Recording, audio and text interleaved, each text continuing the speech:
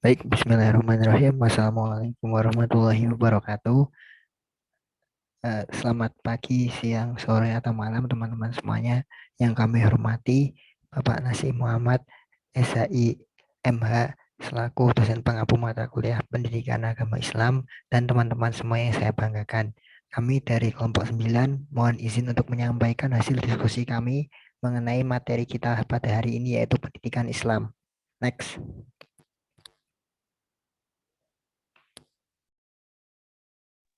Baik, untuk anggota kelompok kami ada saya sendiri, Aldin Swaswa Said dengan NPM 21103050012, ada Inayatul Mulia Zaki dengan NPM 21103050030, ada Khairin Nisa dengan NPM 21403051002, dan ada Alfi Anggraini dengan NPM 21403011506. Selanjutnya akan dibacakan oleh teman saya. Silahkan. Baik, yang selanjutnya adalah pendidikan Islam dan pendidikan agama Islam. PAI dibangun oleh dua makna esensial, yakni pendidikan dan agama Islam.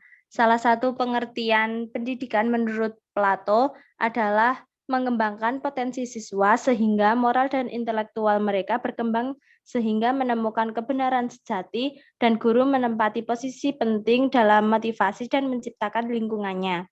Dalam pandangan Al-Ghazali, pendidikan adalah usaha pendidik untuk menghilangkan akhlak buruk dan menanamkan akhlak yang baik kepada siswa sehingga dekat kepada Allah dan mencapai kebahagiaan dunia dan akhirat. PAI adalah usaha dan proses penanaman sesuatu pendidikan secara kontinu agar guru dan siswa dengan akhlakul karimah sebagai tujuan akhir. Penanaman nilai-nilai Islam dalam jiwa, raga, dan pikiran, serta keserasian dan keseimbangan adalah karakteristik utamanya. Menurut Peraturan Pemerintah Republik Indonesia Nomor 55 Tahun 2007 tentang pendidikan agama dan pendidikan keagamaan, bab 1, pasal 1 dan 2 ditegaskan pendidikan agama dan keagamaan itu merupakan pendidikan dilaksanakan melalui mata pelajaran atau kuliah pada semua jenjang pendidikan yang bertujuan untuk memberikan pengetahuan serta membentuk sikap, kepribadian manusia yang beriman dan bertakwa kepada Tuhan Yang Maha Esa, juga keterampilan dan kemampuan peserta didik dalam menyikapi nilai-nilai agama, serta untuk mempersiapkan peserta didik menjadi manusia yang dapat menjalankan dan mengamalkan ajaran agamanya. Dalam regulasi lain disebut bahwa PAI adalah upaya sadar dan terencana dalam menyampaikan peserta didik dalam menyiapkan peserta didik untuk mengenal, memahami, menghayati, hingga mengimani, bertakwa, dan berakhlak mulia dalam mengamalkan ajaran agama Islam dari sumber utamanya, yaitu kitab suci Al-Quran dan hadis.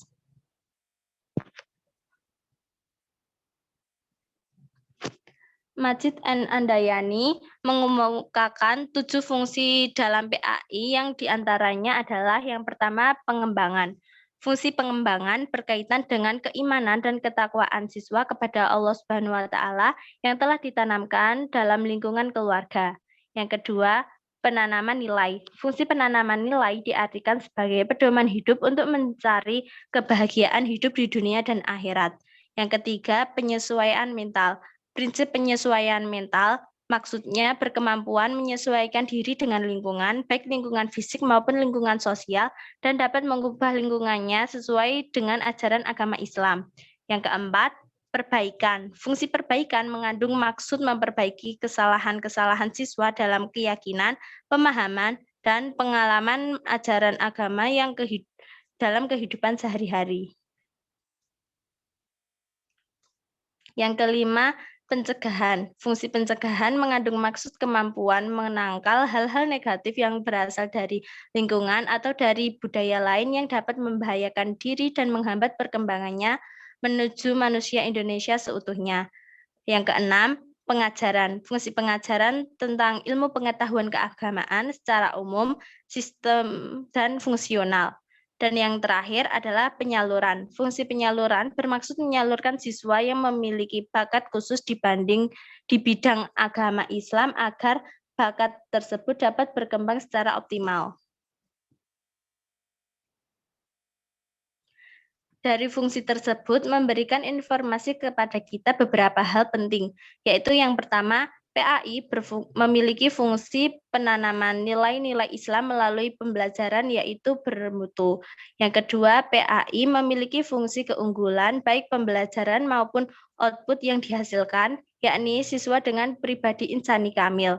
Yang ketiga, PAI berfungsi sebagai rahmatan lil alamin, yang berarti bahwa siswa baik dalam kehidupan pribadi dan sosialnya mampu menebarkan kedamaian sebagai esensi ajaran agama Islam. Selanjutnya akan dibawakan oleh rekan saya. Tantangan pendidikan Islam. Yang pertama, kemajuan ilmu pengetahuan dan teknologi. Pendidikan Islam saat ini sedang ditantang kontribusinya terhadap pembentukan peradaban dan budaya modern yang relevan dengan perkembangan ilmu pengetahuan, teknologi, dan seni atau ipteks. Terdapat banyak pendapat yang mengatakan bahwa pendidikan Islam tidak terlalu fokus memprioritaskan aspek yang bersifat praktis dan pragmatis seperti penguasaan teknologi. Akibatnya pendidikan Islam tidak mampu bersaing pada level kebudayaan tingkat global. 2. Demokratisasi. Kehidupan demokrasi adalah kehidupan yang menghargai akan potensi individu, artinya bahwa setiap bentuk homogenisasi masyarakat adalah bertentangan dengan prinsip-prinsip hidup demokrasi. Demokratisasi pendidikan Islam menghendaki sistem pendidikan yang bersifat sentralistik, seragam, dan dependen untuk beralih mengembangkan sistem pendidikan yang lebih otonom, beragam, dan independen.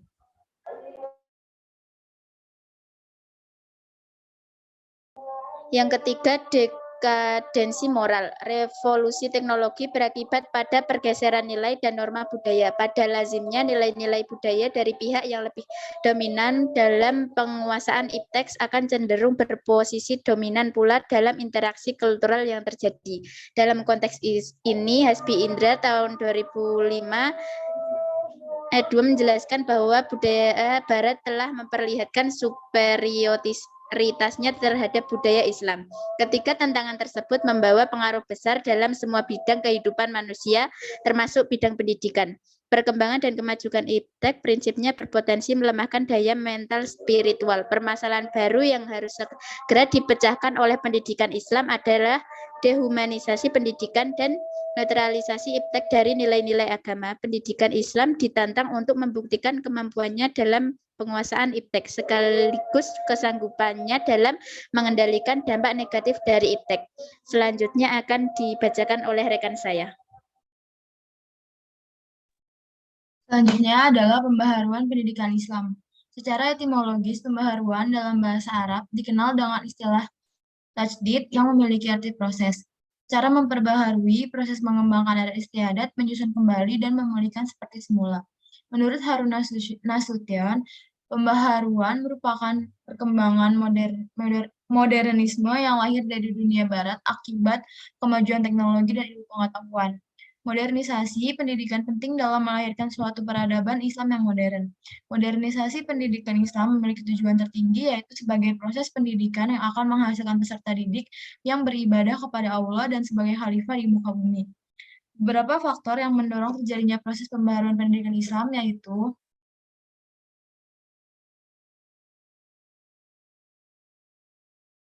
yang pertama, faktor internal. Kebutuhan pragmatis umat Islam yang memerlukan satu sistem pendidikan agama Islam yang dapat dijadikan rujukan dalam rangka mencetak manusia-manusia muslim yang berkualitas, bertakwa, dan beriman kepada Allah.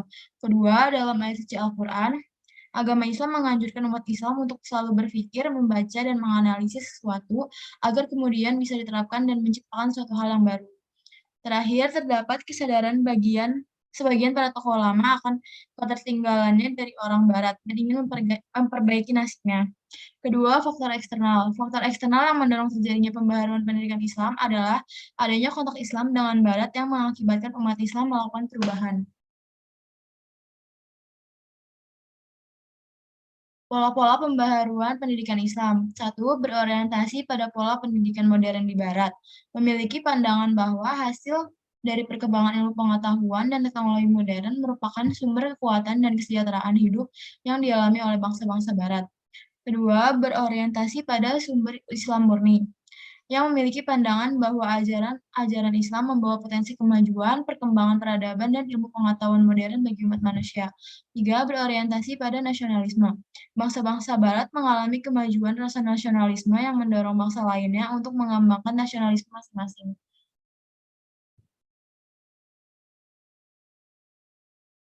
Selanjutnya akan disampaikan oleh Mas Aldi. Oke, makasih. Selanjutnya yaitu aplikasi IQ, SQ, dan EQ dalam pendidikan agama Islam. Yang pertama ada kecerdasan intelektual atau IQ. Pada dasarnya manusia dianugerahi dengan berbagai kecerdasan Allah Subhanahu wa taala. Maka pendidikan memiliki tanggung jawab untuk memperhatikan dan mengarahkan kecerdasan tersebut secara optimal dan seimbang. Apabila terjadi ketidakseimbangan dalam penanganannya, maka akan menyebabkan masalah di kemudian hari.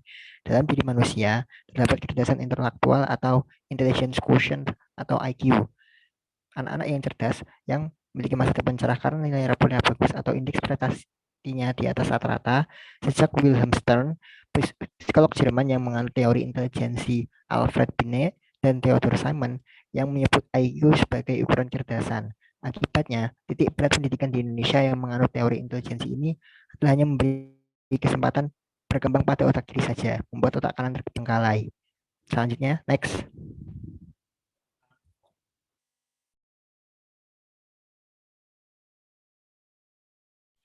Oke, selanjutnya pendidikan Islam bertugas meningkatkan, mengembangkan, dan menumbuhkan kesediaan bakat-bakat, minat-minat, dan kemampuan akal statistik serta memberinya pengetahuan dan keterampilan akal yang perlu dalam hidupnya. Mengingat urgensinya intelektual bagi kehidupan manusia, maka tidaklah berlebihan jika Islam akan menghendaki manusia yang memiliki kecerdasan intelektual atau kuwah al-fikriyah.